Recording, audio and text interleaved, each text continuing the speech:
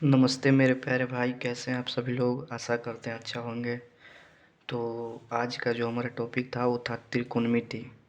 तो चलिए आज त्रिकोणमिति को देखते हैं। सबसे पहले त्रिकोणमिति में देखते हैं त्रिकोणमिति का परिचय। ठीक है, त्रिकोणमिति का परिचय क्या होता है। तो सबसे पहले देखेंगे दोस्तों कि त्रिकोणमिति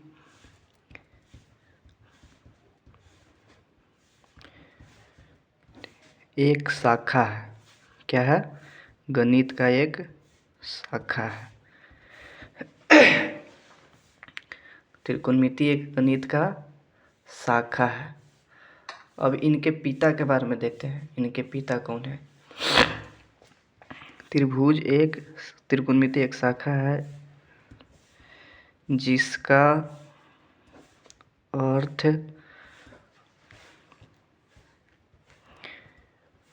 मापन होता है, जिसका अर्थ मापन होता है।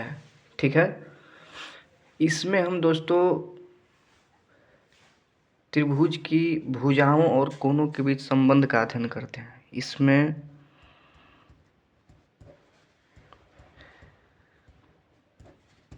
त्रिभुज की भुजा और उसके कोणों का अध्ययन करते हैं, कोणों का अध्ययन करते हैं। ठीक है, अगला की पॉइंट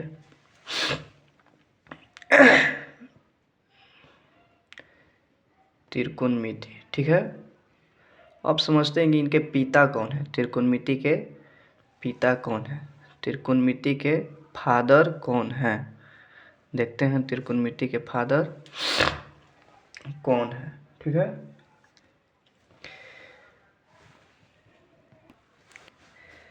ठीक है, तो देखते हैं इनके पिता। तो इनके पिता हिपार्कस हैं। त्रिकोणमिति के पिता हिपार्कस है। एक बात और यहाँ पर ध्यान रखिएगा, यह ग्रीक, क्या ग्रीक शब्दों से बनी है जिसका अर्थ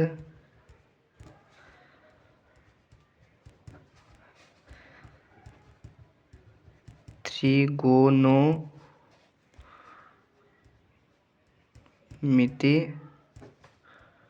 होता है। ठीक है, यह देखिएगा त्रिकोणमिति किन किन शब्दों से बनकर मिला है। तो यह त्रिकोणमिति दोस्तों, त्रिकोणमिति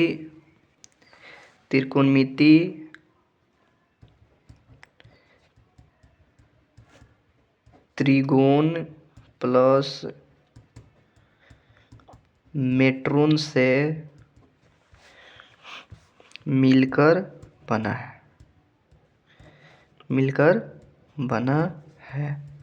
ठीक है, अब आगे देखते हैं दोस्तों। यहाँ तक तो जान गए कि यह ग्रीक भाषा है। इसमें किसके अध्ययन किया जाता है। तो आगे इधर देखिए, सबसे पहले त्रिकोणमिति का परिचय। त्रिकोणमिति एक गणितीय शाखा है। त्रिकोणमिति एक गणित का शाखा है जिसका अर्थ मापन होता है। इसमें त्रिभुज की भुजा और उसके कोणों का अध्ययन किया करते हैं। इसके पिता, त्रिकोणमिति के पिता कौन है? हिपार्कस। और यह ग्रीक शब्दों से बनी है जिसका अर्थ क्या होता है? त्रिकोणमिति। और यहाँ पर त्रिकोणमिति किन किन शब्दों से मिलकर बना है? तो त्रिगोण प्लस मेट्रोन से मिलकर बना है। अब बस इतना आपके लिए इनफ है। अब सबसे पहले इसमें कुछ छोटी छोटी बेसिक फॉर्मूला होती है जिसे आपको बता देंगे। जब इसकी उत्पत्ति हुई थी तो इस टाइम उसका नाम था, इन सभी का सबसे पहले था साइन। ठीक है, इसको अभी भी हम लोग किस नाम से जानते हैं? साइन से। देखिए यहाँ पर एन था और यहाँ पर एन हट गया, साइन थीटा को लगाते हैं हम किसी एंगल को दर्शाने के लिए। दूसरा है हमारा कोसाइन। क्या? कोसाइन। यहाँ देखिएगा, कोसाइन को यहाँ पर बदल दिए कॉस थीटा में। इसमें कॉस थीटा में। तीसरा है हमारा टेंजेंट बोलते हैं तीसरा को, टेंजेंट। तीसरा को क्या बोलते हैं? टेंजेंट बोलते हैं, टेंजेंट। जिसको हम छोटा करके क्या बना दिए? Tan theta. चौथा है हमारा कोसेकेंट, कोसेकेंट। आगे देखते हैं इसको, पचमा है सेकेंड। And last cotangent. देखिएगा, कोटेंजेंट को यहाँ पर बना के कर दिया कोट थीटा, सेकेंजेंट को बनाकर यहाँ पर कर दिया क्या? Sec theta, sec theta. और इसको कोसेंट कोण को बनाकर कर दिया यहाँ पर कोसेक थीटा। तो आप पूछेगा कि सर ये ऐसा क्यों हुआ? तो ये आपको 11th-12th में आपको इसी तरह से पढ़ने के लिए मिलेगा, लेकिन आपको 10th में है तो 10th में आपको ए वाला को फॉलो करना है, इन सभी को फॉलो करना है जो सेकंड में है, ठीक है। तो आइए सबसे पहले इन सभी के फार्मूलों के ऊपर आते हैं। तो पहला हमारा फार्मूला बनता है इसमें साइन थीटा, साइन थीटा बराबर लंब बटे कर्ण। पहले आप इन सभी को देख लीजिए, उसके बाद हम इन सभी का ट्रिक भी बताएं। लंब बटे कर्ण, इसको बोलते हैं इंग्लिश में पी बटे एच। एंड दूसरा है कॉस थीटा, कॉस थीटा बराबर आधार बटे, देखिए ई इसका मतलब ये पूरा, अच्छा ठीक है आपको पूरा लिखवा देते हैं, आधार बटे कर्ण। आधार को बोलते हैं बेस, बी बटे एच।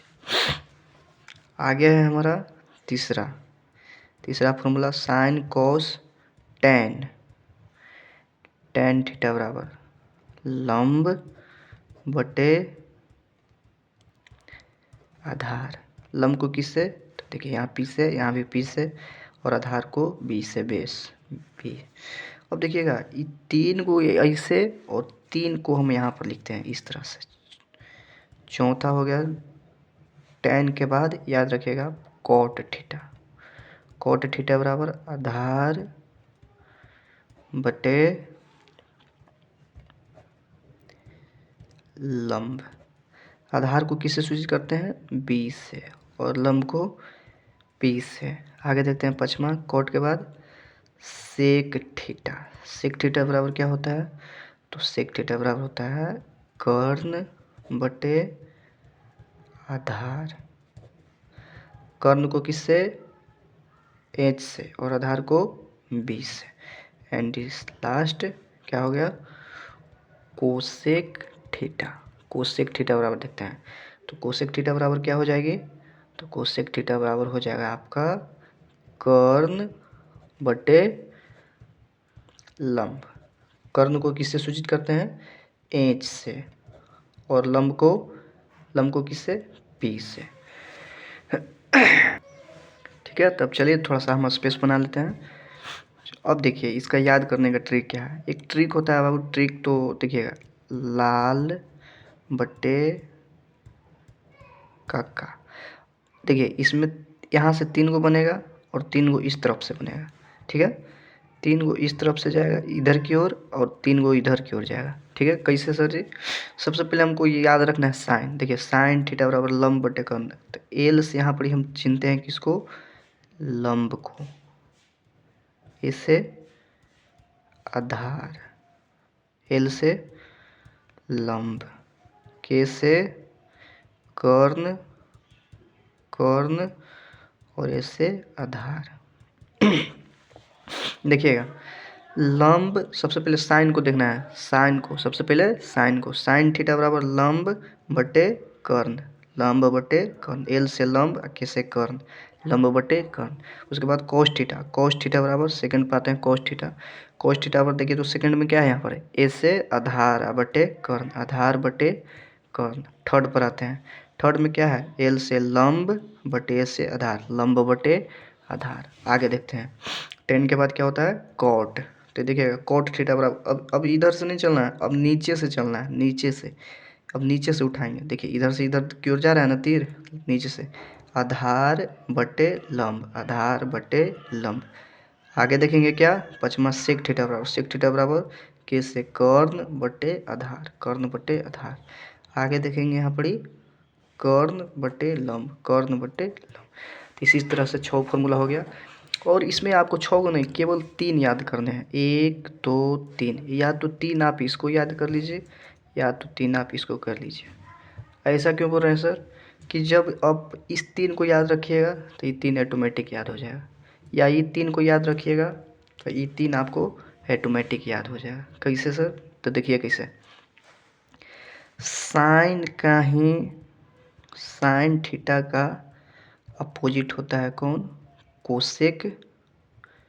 यहाँ पर देखिएगा थोड़ा सा गलती होगा, कोसेक थीटा।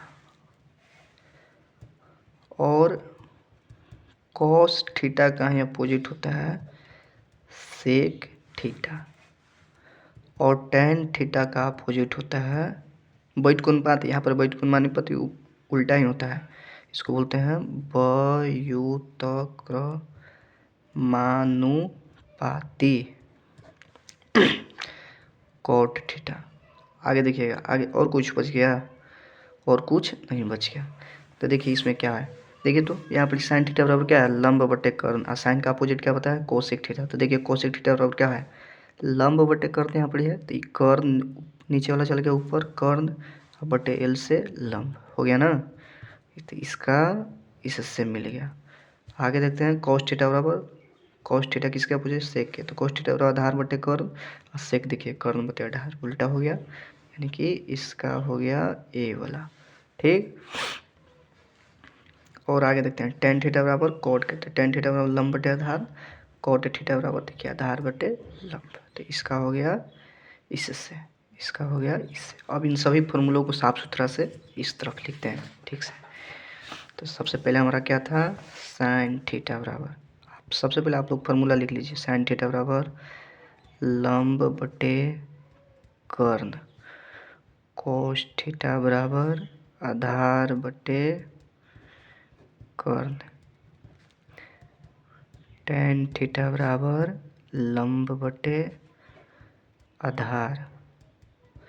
3 को इधर देखते हैं, और आपको इजी भी याद हो इसकी, इसी सभी का अपोजिट हम यहाँ पर लिख देते हैं। चौथा साइन का अपोजिट क्या था? कोसेक थीटा बराबर क्या हो जाएगा? इसका उल्टा, कर्ण बटे लंब। चौथा। पाँचवा देखते हैं, कोस के अपोजिट क्या था? सेक थीटा बराबर कोस थीटा आधार बटे कर्ण, तो कर्ण बटे आधार। आगे देखते हैं 6, टेन का अपोजिट क्या था? कॉट, कॉट थीटा बराबर आधार बटे लंब। ठीक है। तो अभी आज के लिए इतना ही। आप लोग फार्मूला देखिए, कल से इन सभी को ही तोड़ के बहुत सारी फार्मूला बन जाएगी, जिसका यूज हम आगे चल के मैथ एक्सरसाइज बनाने में करेंगे। तो आज के लिए इतना ही, तब तक के लिए दीजिए इजाज़त, और हमारे विद्या संकेत यूट्यूब चैनल को सब्सक्राइब जरूर कर दें। मिलते हैं अगले क्लास में। Thank you.